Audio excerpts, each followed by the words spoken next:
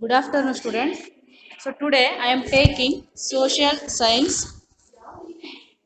The first lesson is globes and maps. ಕೇಳಿಸ್ತಾ ಇದೆಯಾ Priya?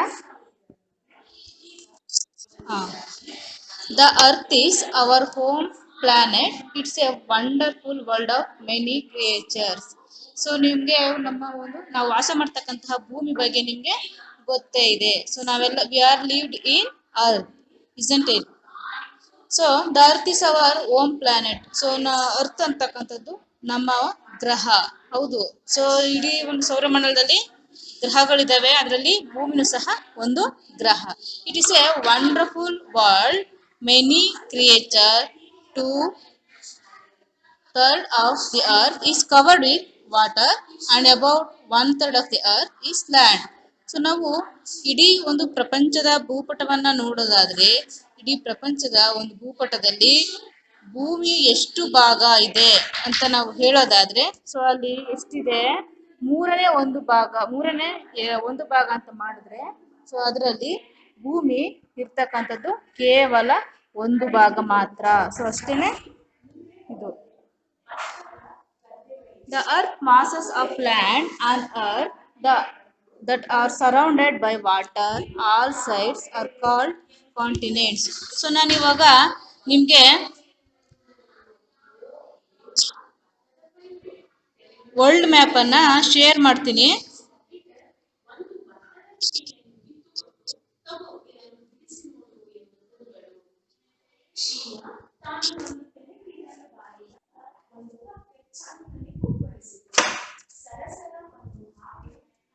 World map ಅನ್ನ ಶೇರ್ ಮಾಡ್ತಾ ಇದ್ದೀನಿ, ಬರ್ತಾ ಇದೆಯಾ? ಸೊ ವರ್ಲ್ಡ್ ಮ್ಯಾಪ್ ನೋಡ್ತಾ ಇದ್ದೀರಾ ಅಲ್ವಾ? ಸೊ ಈ ವರ್ಲ್ಡ್ ಮ್ಯಾಪ್ ನೋಡಿ. There are 7 continents in all. They are Asia, Africa, North America, South America, Antarctica, Europe and Australia. The large masses of water that separate the continents are called oceans. So ಇಲ್ಲಿ ನಾನು ನಿಮಗೆ world map ಅನ್ನ ತೋರಿಸ್ತಾ ಇದ್ದೀನಿ. So ಇದರಲ್ಲಿ ಒಂದೊಂದು continent ಅನ್ನು ಸಹ ಒಂದೊಂದು ಕಲರ್ ಅಲ್ಲಿ ತೋರಿಸಿದ್ದಾರೆ. ಸೊ ಇಲ್ಲಿ ಗ್ರೀನ್ ಕಲರ್ ಕಾಣಿಸ್ತಾ ಇದೆಯಾ? ಝೂಮ್ ಮಾಡಿದ್ದೀನಿ. ಸೊ ಇದು ಏಷ್ಯಾ ಕಾಣಿಸ್ತಾ ಇದೆಯಾ?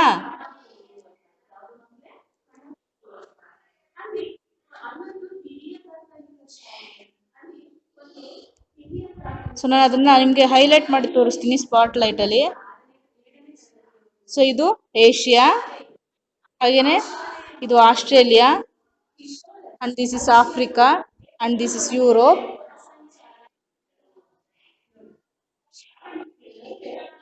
And this is North America, and South America, Africa, and ಕೆಳಗಡೆ ಒಂದಿದೆ ನೋಡಿ, ಅಂಟಾರ್ಟಿಕಾ. ಸೊ ಟೋಟಲ್ ಎಷ್ಟು ಕಾಂಟಿನೆಂಟ್ಸ್ ಇದೆ ಅಂತ ಹೇಳಿದ್ರೆ 7. There are 7 continents in our world.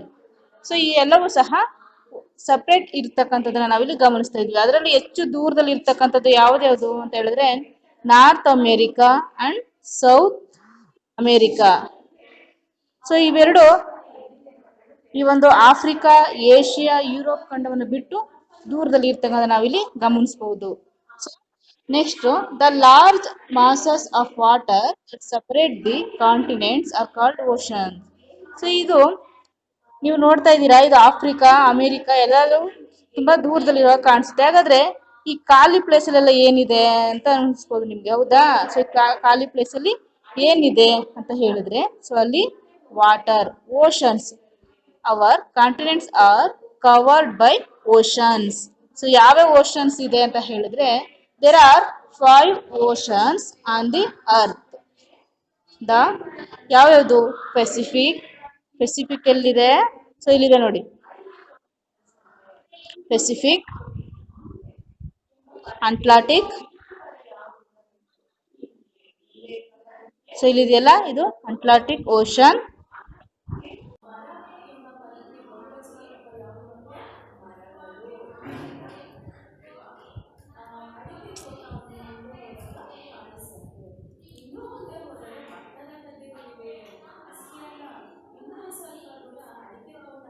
ಪ್ರಿಯ ಕಾಣಿಸ್ತಾ ಇದೆಯಾ?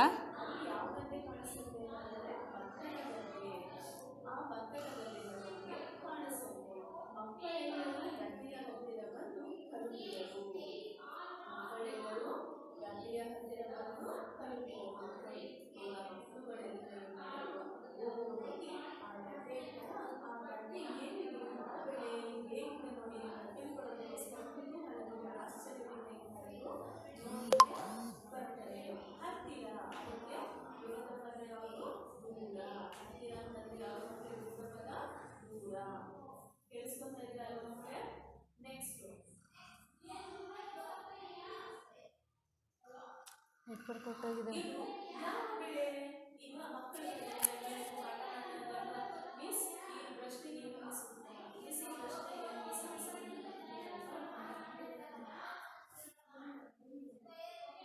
Network ಹೊರಟೋಗಿದೆ.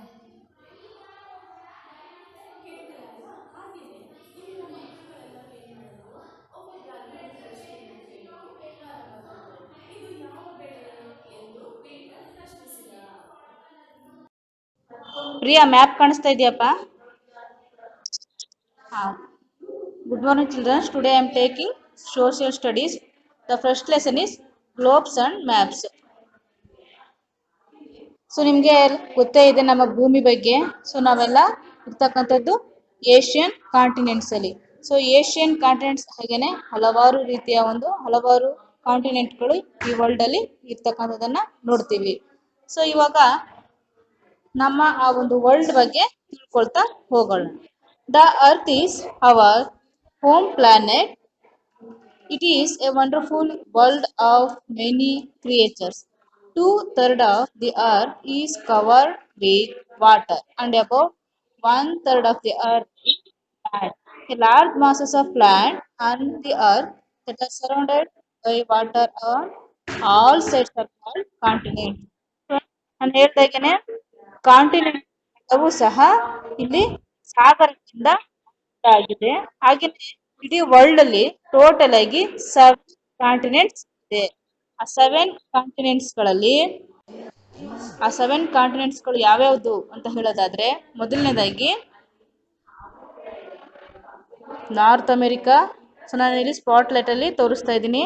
North America, south America, Asia, Europe, Africa, Australia and Antarctica. So totally there are 7 continents in our world. So ಹಾಗಾದ್ರೆ ಗ್ಯಾಪ್ ಅಲ್ಲಿ ಇರ್ತಕ್ಕಂಥದ್ದೆಲ್ಲ ಏನು ಅಂತ ಹೇಳೋದಾದ್ರೆ ದೇರ್ ಆರ್ ಓಷನ್ಸ್. ಸೊ ಈ blue colour ಕಾಣಿಸ್ತಾ ಇದೆಯಲ್ಲ, ಸೊ ಇದೆಲ್ಲವೂ ಸಹ ಏನು ಓಷನ್ಸ್. ಹಾಗಾದ್ರೆ how many oceans in our world ಅಂತ ಹೇಳೋದಾದ್ರೆ there are 5 oceans on the earth. So ಯಾವ್ಯಾವುದು ವಾಟ್ ಆರ್ ದೇ ಅಂತ ಹೇಳೋದಾದ್ರೆ, ಸೊ ಮೊದಲನೇದಾಗಿ Pacific Ocean. So Pacific Ocean, so ಇದಿಷ್ಟು ಸಹ ಪೆಸಿಫಿಕ್ ಓಷನ್. ಇದು ನಮ್ಮ ಇಡೀ ಪ್ರಪಂಚದಲ್ಲೇ ಅತಿ ದೊಡ್ಡದಾದಂತಹ ಒಂದು ಓಷನ್ ಅಂತ ಹೇಳ್ತೀವಿ. ಸೊ ಹಾಗೇನೆ ನೆಕ್ಸ್ಟ್ ಒನ್ ಯಾವುದು ಅಂತ ಹೇಳಿದ್ರೆ Atlantic Ocean. So Atlantic ocean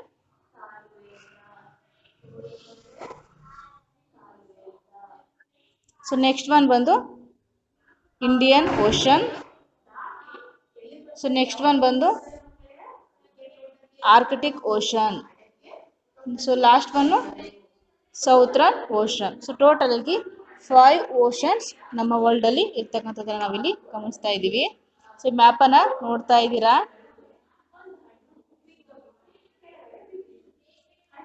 On a world, a map, the continents are shown different colors while.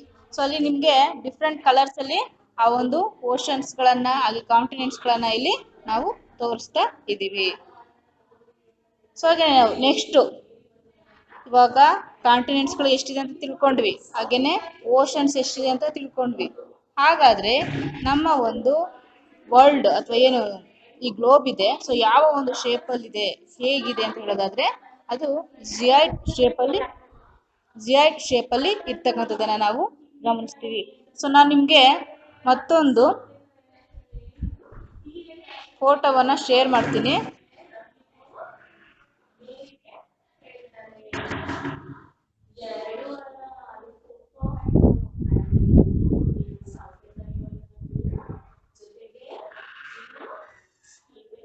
ಕಾಣಿಸ್ತಾ ಇದೆಯಾ ಪ್ರಿಯಾ? ಕಾಣಿಸ್ತಾ ಇದೆಯಾ ಗ್ಲೋಬು? ಹಾ. ಸೊ ನಮ್ಮ ಒಂದು ಭೂಮಿ ಯಾವ ಆಕಾರದಲ್ಲಿದೆ ಅಂತ ಹೇಳೋದಾದ್ರೆ, ಸೊ ಅದು ನೋಡಿ, ನಾನು ಇವಾಗ ಒಂದು ಇಮೇಜ್ ಅನ್ನ ಕಳಿಸಿದ್ದೀನಿ ಅಲ್ವಾ. ಸೊ ಈ ಇಮೇಜಿನ ಹಾಗೇನೆ ರೌಂಡ್ ಶೇಪ್ ಅಲ್ಲಿ, ಅದನ್ನ ನಾವು ರೌಂಡ್ ಶೇಪ್ ಅಂತ ಹೇಳಲ್ಲ, ಜಿಯಾಯ್ಡ್ ಶೇಪ್ ಅಂತ ಕರಿತೀವಿ. ಇನ್ ancient time people thought that the earth was flat. So ನಮ್ಗೆ ಇವಾಗ ಗೊತ್ತಿದೆ ಭೂಮಿ ರೌಂಡ್ ಶೇಪ್ ಅಲ್ಲಿ ಜಿಯಾಯ್ಡ್ ಶೇಪ್ ಅಲ್ಲಿ ಇದೆ ಅಂತ. ಆದ್ರೆ ಹಿಂದಿನ ಕಾಲದಲ್ಲಿ, ಪ್ರಪಂಚದ ಉಗಮವಾದಂಥ ಸಂದರ್ಭದಲ್ಲಿ, ಪ್ರಾಚೀನ ಕಾಲದಲ್ಲಿ ಭೂಮಿ ಫ್ಲಾಟ್ ಆಗಿದೆ ಅಂತ ತಿಳ್ಕೊಂಡಿದ್ರು. Today we know that it's like a sphere. The earth is very big and we cannot see the whole earth at a time. Even the photograph taken by satellite show only half of the earth. It is due to the spherical shape of the earth. So ಇಲ್ಲಿ ನಿಮಗೆ ಈ map ಅನ್ನ, ಏನು ಈ ಗ್ಲೋಬ್ನ ಒಂದು ಚಿತ್ರವನ್ನ ಕಳಿಸಿದ್ದೀನೋ, so ಇದು ಏನು ಅಂತ ಹೇಳೋದಾದ್ರೆ,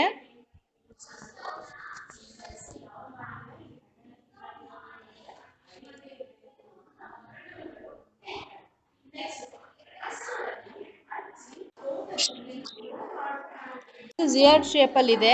ಭೂಮಿಯ ಒಂದು ಆಕಾರವನ್ನ ನಾವು ನೋಡೋದಾದ್ರೆ ಇದರ ಒಂದು ಭಾಗವನ್ನ ಮಾತ್ರ ನಾವು ನೋಡ್ತೀವಿ. ಅಟ್ ಎ ಟೈಮ್ ಎರಡೂ ಕಡೆ ನಾವು ನೋಡೋದಕ್ಕೆ ಸಾಧ್ಯ ಇಲ್ಲ.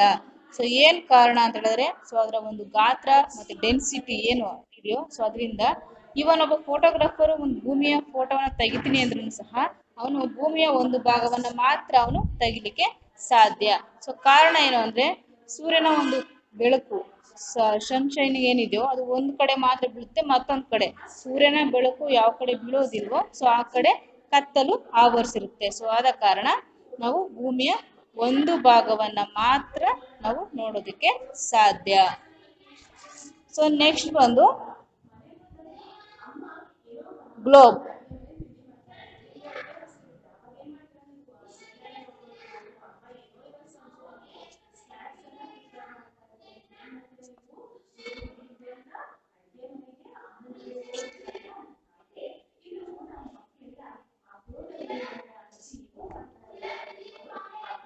A globe is a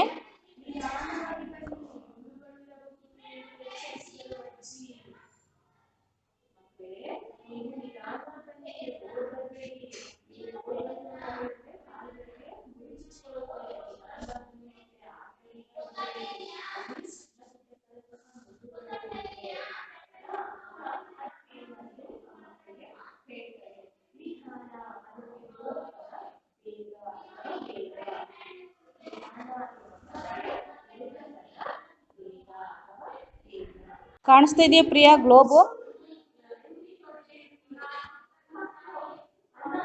Priya ಕಾಣಿಸ್ತಾ ಇದೆಯಾ ಗ್ಲೋಬು?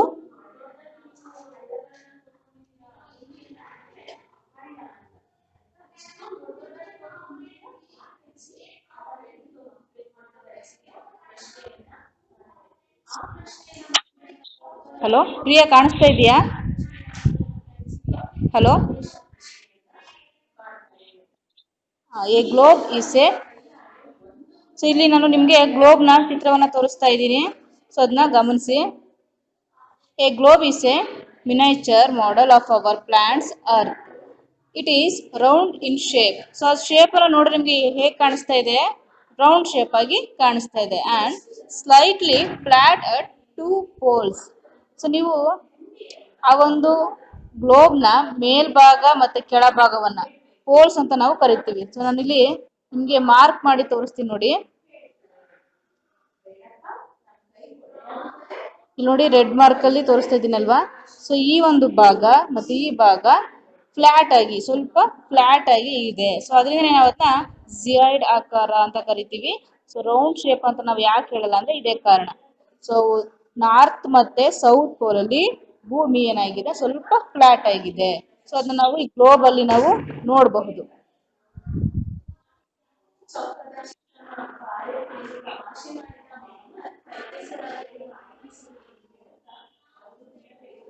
A road passes through the 2 points of the globe. This is represent the axis of the earth. So ಅಲ್ಲಿ ಒಂದು ಆಕ್ಸಿಸ್ ಅಂದ್ರೆ ಒಂದು ಅಕ್ಷರೇಖೆಯಲ್ಲಿ ಪಾಸ್ ಆಗುತ್ತೆ.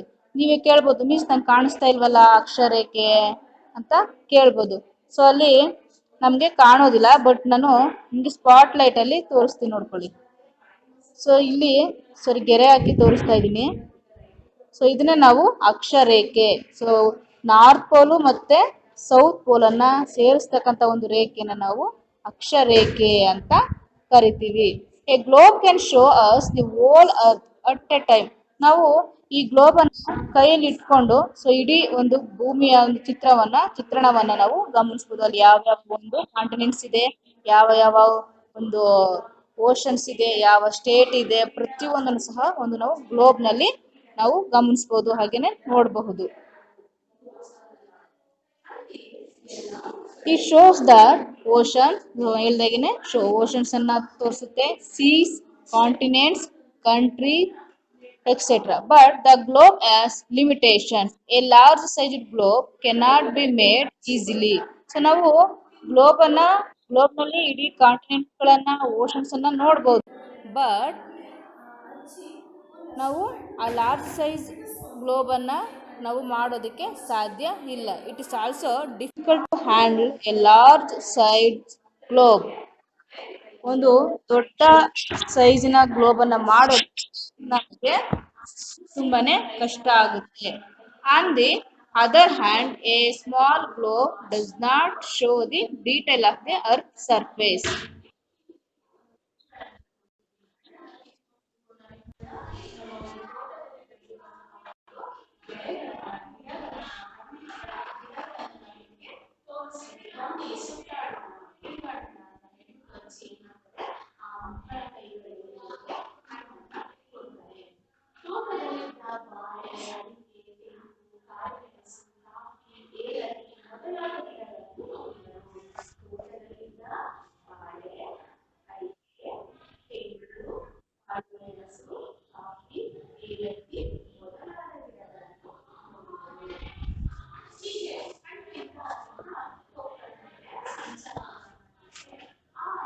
ಈ ನೆಕ್ಸ್ಟ್ ನೋಡಿ, ಸೊ ಅಲ್ಲಿ ನಾನು ಗ್ಲೋಬಲ್ಲಿ ಓಷನ್ಸ್ ಅನ್ನ, ಕಾಂಟಿನೆಂಟ್ಸ್ ಗಳನ್ನ ನೋಡ್ಬೋದು ಅಂತ ಹೇಳಿದೆ. ಹಾಗೇನೆ ನಾವು ದೊಡ್ಡ ಸೈಜಿನ ಒಂದು ಗ್ಲೋಬ್ ಅನ್ನ ಬರಿಬಹುದು, ಬಟ್ ಅದನ್ನ ನಾವು ಹ್ಯಾಂಡಲ್ ಮಾಡ್ಲಿಕ್ಕೆ ತುಂಬಾ ಕಷ್ಟ ಆಗುತ್ತೆ.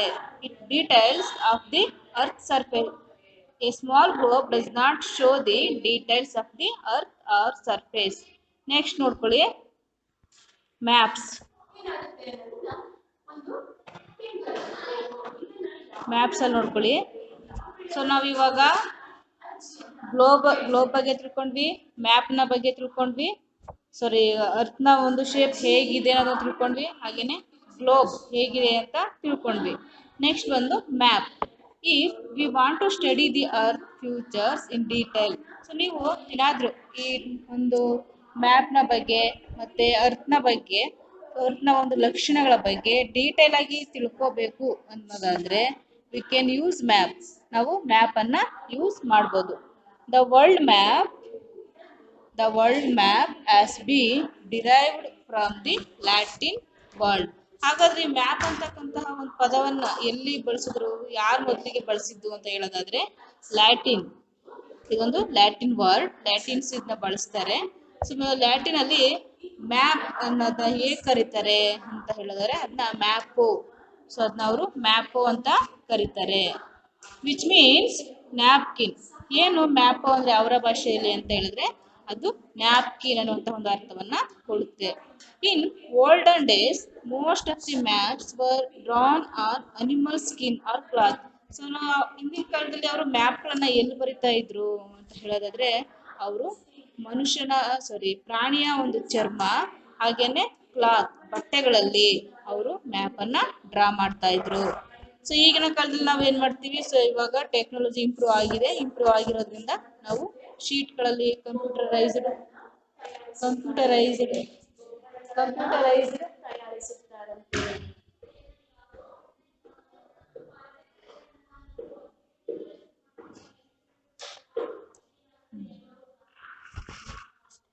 ಕಂಪ್ಯೂಟರೈಸ್ಡ್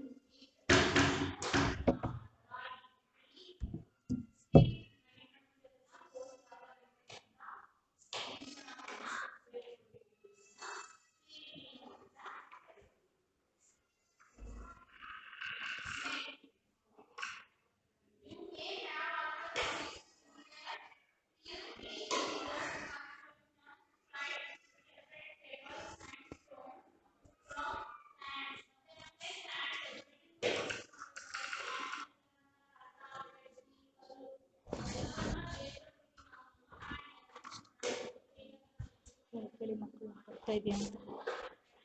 ಇಫ್ ಸೊ ಮ್ಯಾಪ್ಗಳನ್ನು ನಾವು ಈಗಿನ ಒಂದು ಟೆಕ್ನಾಲಜಿ ಇಂಪ್ರೂವ್ ಆಗಿರೋದ್ರಿಂದ ನಾವು ಅದನ್ನ ಕಂಪ್ಯೂಟರೈಸ್ಡ್ ಆಗಿ ಮಾಡ್ತೀವಿ. ಹಾಗೇನೆ ಸೊ ಅದನ್ನು ಅದರಲ್ಲಿ ಶೋ ಅಪ್ ಅನ್ನ ಮಾಡ್ತೀವಿ. ಪ್ರಿಯಾ ಕೇಳಿಸ್ತಾ ಇದೆಯಾ? ಪ್ರಿಯಾ? ಹಾಂ. A map is a drawing of the whole or a part of the earth surface on a flat sheet. A map is a drawing on a whole or part. So ನಾವು ಮ್ಯಾಪಲ್ಲಿ ಕೇವಲ ಪ್ರಪಂಚದ ಒಂದು ನಕ್ಷೆಯನ್ನು ಮಾತ್ರವಲ್ಲದೆ ಒಂದು ಸೀಮಿತ ಪ್ರದೇಶದ ಒಂದು ಜಾಗವನ್ನು ಸಹ ನಾವು ಅದರಲ್ಲಿ ತೋರಿಸ್ಬೋದು. ಸೊ ನನಗೆ ಇಡೀ ಕಾಂಟಿನೆಂಟ್ಸ್ಗಳು ಎಷ್ಟಿದೆ, how many continents in our world ಅಂತ ಕೇಳೋದಾದ್ರೆ 7 ಇದೆ. ಸೊ ಅಷ್ಟು ಒಂದು ಚಿತ್ರಣ ನನಗೆ ಬೇಕು ಅನ್ನೋದಾದ್ರೆ ಇನ್ನು ವರ್ಲ್ಡ್ ಮ್ಯಾಪ್ನ ತಗೋತೀನಿ. ಅದೇ ನನಗೆ ಆ ವರ್ಲ್ಡ್ ಮ್ಯಾಪಲ್ಲಿ ನನಗೆ ಕೇವಲ ಇಂಡಿಯಾ ಮ್ಯಾಪ್ ಮಾತ್ರ ಬೇಕು ಅಂದರೆ ಸೊ ಇಂಡಿಯಾ ಮ್ಯಾಪ್ ಮಾತ್ರ ಇರ್ತಕ್ಕಂತಹದನ್ನು ನಾವು ಅದ್ರ ಬಗ್ಗೆ ಇನ್ಫಾರ್ಮೇಷನನ್ನು ತಗೋಬೋದು. ಇಲ್ಲ ನನಗೆ ಇಂಡಿಯಾ ಮ್ಯಾಪಲ್ಲಿ just I want Karnataka information ಅದಾದರೆ ಆ ಇಂಡಿಯಾ ಮ್ಯಾಪಲ್ಲಿ ಜಸ್ಟ್ ಕರ್ನಾಟಕದ ಮಾತ್ರ ತಗೊಂಡು ಆ ಒಂದು ಮ್ಯಾಪನ್ನು ರಚನೆ ಮಾಡ್ಕೋಬೋದು. ಇಲ್ಲ ಬೇಡ ನನಗೆ ಕೊಳ್ಳೇಗಾಲ ನಗರ ಸಾಕು ಅಂದರೆ ಸೊ ಅದನ್ನು ಸಹ ನಾವು ಮ್ಯಾಪ್ನಲ್ಲಿ ತೋರಿಸ್ಬೋದು. ಸೊ ಅಷ್ಟು ಡೀಟೇಲ್ಡ್ ಆಗಿ ಈ ಮ್ಯಾಪ್ಗಳ ಒಂದು ಸಹಾಯದಿಂದ ನಾವು ತಿಳ್ಕೊತೀವಿ. The map can be drawn showing the whole earth. ನಾ ಹೇಳ್ದಾಗೇನೆ ಸೊ ಇಡೀ ಒಂದು map can showing whole earth. Map ಇಡೀ ಅರ್ತ್ನ ಒಂದು ಚಿತ್ರಣವನ್ನು ತೋರಿಸುತ್ತೆ. ದಸ್ ಅಥವಾ or a continent or a country or a city and even of your school building. ಬೇಕಾದ್ರೆ ನಾವು ನಮ್ಮ ಒಂದು ಕಂಟ್ರಿಯನ್ನು ಸೊ ನಮ್ಮ ಹೇಳ್ದಂಗೆ ಭಾರತ ದೇಶ ಮಾತ್ರವನ್ನು ಅಥವಾ ನಮ್ಮ ಸಿಟಿ ಯಾವುದು ನಮ್ಮ ಒಂದು ಸಿಟಿ ಕೊಳ್ಳೇಗಾಲ ಸಿಟಿಯನ್ನು ಮಾತ್ರ ಬೇಡ ನಮ್ಮ ಸ್ಕೂಲ್ ಮಾತ್ರ ನಾವು ಸ್ಕೂಲ್ನ ಚಿತ್ರಣವನ್ನು ಮಾತ್ರ ನಾವು ನೋಡಬಹುದಂತಹ ಒಂದು ಮ್ಯಾಪನ್ನು ತಯಾರು ಮಾಡಬಹುದು. Thus a map is a more useful than a globe. Map ಅಂತಕ್ಕಂಥದ್ದು ನಮಗೆ ಗ್ಲೋಬ್ಗಿಂತಹ ತುಂಬ ಯೂಸ್ಫುಲ್ ಆಗ್ತಾಗುತ್ತೆ. ಗ್ಲೋಬನ್ನು ನಾವು ಎತ್ಕೊಂಡು ಎಲ್ಲ ಕಡೆ ಓಡಾಡೋಕ್ಕಾಗುತ್ತಾ? ರೌಂಡ್ ಶೇಪಲ್ಲಿ ಇರುತ್ತೆ. ಸೊ ಇಲ್ಲಿ ಕಾಣಿಸ್ತಾ ಇದೆಯಲ್ಲ, ಈ ಗ್ಲೋಬನ್ನು ತಗೊಂಡು ನಾವು ಎಲ್ಲ ಕಡೆ ಓಡಾಡ್ಲಿಕ್ಕಾಗುತ್ತಾ? ಸೊ ಆಗಲ್ಲ. ಸೊ ನಾವು ಮ್ಯಾಪ್ ಆದರೆ ಸಣ್ಣದಾಗಿ ಮಡಿಸ್ಕೊಂಡು ಎಲ್ಲಿ ಬೇಕಾದ್ರೂ ತಗೊಂಡೋಗ್ಬೋದು. ಸೊ ಈ ರೀತಿ ಒಂದು ಯೂಸ್ಫುಲ್ ಆಗುತ್ತೆ. An accurate map should have at least 3 qualities. ಹಾಗಾದರೆ ಆ ಮ್ಯಾಪೊಳಗೆ ನಾವು ಅಷ್ಟೊಂದು ಬಳಕೆ ಮಾಡಬೇಕು ಅಂತಂದರೆ ಅದರಲ್ಲಿ ಇರಬೇಕಾದಂತಹ ಕೆಲವೊಂದು ಕ್ವಾಲಿಟೀಸ್ ಏನು ಅಂತ ಹೇಳೋದಾದರೆ, ಟ್ರೂ ಡೈರೆಕ್ಷನ್ಸ್ ಬಿಟ್ವೀನ್ ಪ್ಲೇಸಸ್, ಸರಿಯಾದ ದಿಕ್ಕು. ಸೊ ಒಂದು ಮ್ಯಾಪನ್ನು ನಾವೇನು ಬಳಸ್ತೀವೋ ಅದು ದಿಕ್ಕನ್ನು ತೋರಿಸ್ತಾ ಇರಬೇಕು. ಸೊ ಸೆಕೆಂಡ್ ಒಂದು ಬಂದ್ಬಿಟ್ಟು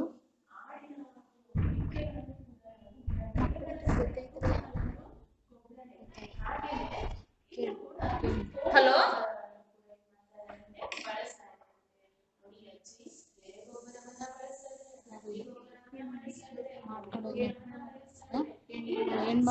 ಆಯ್ತಾ. ಟ್ರೂ ಡೈರೆಕ್ಷನ್ ಬಿಟ್ವೀನ್ ಪ್ಲೇಸಸ್, ಸರಿಯಾದ ದಿಕ್ಕನ್ನು ತೋರಿಸುತ್ತೆ. True shapes of land and water bodies. So ನಾವು ಒಂದು ಮ್ಯಾಪನ್ನು ತಗೊಂಡಿದ್ದೀವಿ ಅಂದರೆ ಅದು ಲ್ಯಾಂಡನ್ನು ಮತ್ತು ವಾಟರ್ ಬಾಡೀಸನ್ನು ತೋರಿಸುವಂತೆ ಇರಬೇಕು. ಸೊ ಇವಾಗ ಎಲ್ಲೋ ಒಂದು ಕಡೆ ಇವಾಗ ನಮ್ಮ ಕೊಳ್ಳೇಗಾಲದ ಒಂದು ಮ್ಯಾಪನ್ನು ತಗೋತೀನಿ. ಆ ಕೊಳ್ಳೇಗಾಲದ ಮ್ಯಾಪಲ್ಲಿ ನಾನು ಕಾವೇರಿ ನದಿಯನ್ನು ಪಶ್ಚಿಮಕ್ಕೆ ತೋರಿಸಿರ್ತೀನಿ. ಸೊ ಪಶ್ಚಿಮಕ್ಕೆ ತೋರಿಸಿರ್ತೀನಿ, ನೀವು ಕರೆಕ್ಟಾಗಿ ಪಶ್ಚಿಮಕ್ಕೆ ಹೋಗ್ಬೇಕು. ಇಲ್ಲ ಅದನ್ನ ಪಶ್ಚಿಮಕ್ಕೆ ತೋರಿಸಿದೆ ಪೂರ್ವಕ್ಕೆ ತೋರಿಸಿದ್ರೆ ನೀವು ಪೂರ್ವದಲ್ಲಿ ಕಾವೇರಿ ನದಿ ಇದೆ ಅಂತ ನೀವು ಹುಡುಕೊಂಡು ಹೋದ್ರೆ ಅಲ್ಲಿ ಕಾವೇರಿ ನದಿ ಇರುತ್ತಾ? ಸೊ ಇರಲ್ಲ. ಸೊ ಒಂದು ಮ್ಯಾಪ್ ಅಂತಕ್ಕಂಥದ್ದು ಕರೆಕ್ಟಾಗಿ ದಿಕ್ಕನ್ನು ತೋರಿಸ್ಬೇಕು ಮತ್ತು ಪ್ಲೇಸ್ ಅಕ್ಯುರೇಟಾಗಿ ಇದೇ ಪ್ಲೇಸಲ್ಲಿ ಇದೆ ಅನ್ನೋ ರೀತಿಯಲ್ಲಿ ಅದು ರಚನೆ ಆಗಿರಬೇಕು. ನೆಕ್ಸ್ಟ್ ಒಂದು ಬಂದು true and accurate area. So ನಾನು ಹೇಳ್ದಾಗಿನೇ ಅದು ಸರಿಯಾದ ದಿಕ್ಕನ್ನು ಸರಿಯಾದ ಸ್ಥಳವನ್ನು ತೋರಿಸೋ ಹಾಗೆ ಇರಬೇಕು. It is not possible to draw accurate maps. This is due to the fact that curved surface of the earth cannot be made flat. Try to wrap a paper on a ball without creating wrinkles. So ಇನ್ನೊಂದ್ಸರಿ ಹೇಳ್ತೀನಿ. It is not possible to draw accurate map. This is due to the fact that the curved surface of the earth. So ನಾವು ಮ್ಯಾಪನ್ನು ರಚನೆ ಮಾಡಬೇಕಾದ್ರೆ accurate ಆಗಿ ಕೆಲವೊಂದು ಸಾರಿ ರಚನೆ ಮಾಡೋದಕ್ಕೆ ಆಗೋದಿಲ್ಲ. ಯಾಕೆ ಅಂತ ಹೇಳಿದ್ರೆ, ಸೊ ಭೂಮಿ ಹಲವಾರು ಏರು ತಗ್ಗುಗಳಿಂದ ಕೂಡಿರುತ್ತೆ. ಫಾರ್ ಎಕ್ಸಾಂಪಲ್ ಹಿಮಾಲಯ ಮೌಂಟೇನ್ಸ್ಗಳ ಒಂದು ಸರಣಿ ಇದೆ ಭಾರತದ ಒಂದು ಉತ್ತರ ಭಾಗದಲ್ಲಿ. ಸೊ ಆ ಒಂದು ಹಿಮಾಲಯದ ಎಲ್ಲ ಕಡೆಗಳಲ್ಲೂ ಮನುಷ್ಯ ಹೋಗಿ ಅದಿಷ್ಟೇ ಅಳ್ತಿದೆ ಅಂತ ನೋಡ್ಲಿಕ್ಕೆ ಆಗೋದಿಲ್ಲ, ಹೌದಲ್ವಾ? ಸೊ ಕೆಲವೊಂದನ್ನು ಒಂದು ಇಮೇಜಿನಲ್ಲಿ ಸೊ ಇಷ್ಟಿರ್ಬೋದೇನೋ ಅಂತ ನಾವು ಅಳತೆಯನ್ನು ಮಾಡಿ ಹಾಕ್ತೀವಿ. ಸೊ ಆ ರೀತಿ ಒಂದು ಕೆಲವೊಂದು ಕುಂದುಕೊರತೆಗಳು ಸಹ ಇಲ್ಲಿ ನಾವು ನೋಡ್ಬೋದು. It is not possible thus a map cannot be fully accurate. So ಕೆಲವೊಂದ್ಸರಿ ಹೇಳ್ದಾಗೇನೆ ಫುಲ್ ಅಕ್ಯುರೇಟ್ ಆಗಿ ಅದು ಒಂದು ಇನ್ಫಾರ್ಮೇಶನ್ ಅನ್ನ ಒಳಗೊಂಡಿರೋದಿಲ್ಲ. However the map showing a small area can be fairly accurate. ಆದ್ರೆ ನಾವು ಸಣ್ಣ ಪ್ರದೇಶವನ್ನ ತೋರಿಸುವಾಗ ಅದು ಅಕ್ಯುರೇಟ್ ಆದಂತಹ ಒಂದು ಇನ್ಫಾರ್ಮೇಶನ್ ಅನ್ನ ಒಳಗೊಂಡಿರುತ್ತೆ. ಸೊ ಇವಾಗ ನಾನು ಇಡೀ ವರ್ಲ್ಡ್ ಮ್ಯಾಪ್ ಅನ್ನ ತೋರಿಸ್ತೀನಿ ಅಂದಾಗ ಕೆಲವೊಂದು ಸ್ಥಳಗಳಲ್ಲಿ ಬಿಟ್ಟು ಹೋಗ್ಬೋದು. ಅದೇ ನಾನು ಕೇವಲ ನಮ್ಮ ಶಾಲೆಯ ಮ್ಯಾಪ್ ಅನ್ನ ನಿಮಗೆ ತೋರಿಸ್ತಾ ಇದ್ದೀನಿ ಅಂದಾಗ ಪ್ರತಿಯೊಂದು ಅಂಕಿಅಂಶಗಳು ಸಹ ಅಲ್ಲಿ ಅಕ್ಯುರೇಟ್ ಆಗಿ ಇರ್ತಕ್ಕಂಥದ್ದನ್ನ ಗಮನಿಸಬಹುದು. A map are very useful as they can be used to show a variety of information such as political boundaries, relief features, climatic conditions, distribution of crops. ನಮಗೆ ಈ ಮ್ಯಾಪಿಂದ ಏನೇನು ಯೂಸ್ಫುಲ್ ಆಗುತ್ತೆ, what are the uses of maps. So ನಾನು ಇಷ್ಟೆಲ್ಲ ಹೇಳ್ಕೊಂಡು ಬಂದೆ. Globe ಬಗ್ಗೆ ಹೇಳಿದೆ, ಮತ್ತೆ ಈ ಒಂದು ವರ್ಲ್ಡ್ ಮ್ಯಾಪ್ನ ಬಗ್ಗೆ ಹೇಳಿದೆ. ಹಾಗಾದ್ರೆಲ್ಲ ನಮ್ಗೆ ಏನಕ್ಕೆ ಬೇಕು ಮಿಸ್ ಅಂತ ಕೇಳ್ಬೋದು ನೀವು ಅಲ್ವಾ. ಸೊ ಈ ಒಂದು ಮ್ಯಾಪ್ ನಮ್ಗೆ ಏನಕ್ಕೆ ಯೂಸು ಅಂತ ಹೇಳಿದ್ರೆ, ಈ ಮ್ಯಾಪ್ನ ಒಂದು ಸಹಾಯದಿಂದ ನಾವು ಏನೇನ ತಿಳ್ಕೋಬಹುದು ಅಂತ ಹೇಳೋದಾದ್ರೆ, ಈ ಸಚ್ ಆಸ್ ಪೊಲಿಟಿಕಲ್ ಬೌಂಡ್ರೀಸ್, ನಮ್ಮ ದೇಶ ಎಷ್ಟಿದೆ ಅಂತಾನೆ ತಿಳ್ಕೊಬಹುದು. ಇವಾಗ ನಾವು ಕೊಳ್ಳೇಗಾಲದವರು, ಸೊ ಕೊಳ್ಳೇಗಾಲ ಇಷ್ಟೇ ಇದೆ, ಅದರಿಂದ ಮುಂದಕ್ಕೆ ಯಳಂದೂರು, ಸೊ ಈ ಊರಾದ್ಮೇಲೆ ಯಳಂದೂರಪ್ಪ ಇದು ಅಂತ ನಮ್ಗೆ ಗೊತ್ತಾಗೋದು ಹೇಗೆ? ಸೊ ಈ ಒಂದು ಮ್ಯಾಪ್ನ ಸಹಾಯದಿಂದ. ಹಾಗೇನೆ ರಿಲೀಫ್ ಫ್ಯೂಚರ್ಸ್ಗಳು, ಸೊ ಈ ಒಂದು ಭೂ ಸ್ವರೂಪಗಳ ಬಗ್ಗೆ ತಿಳ್ಕೋಬಹುದು.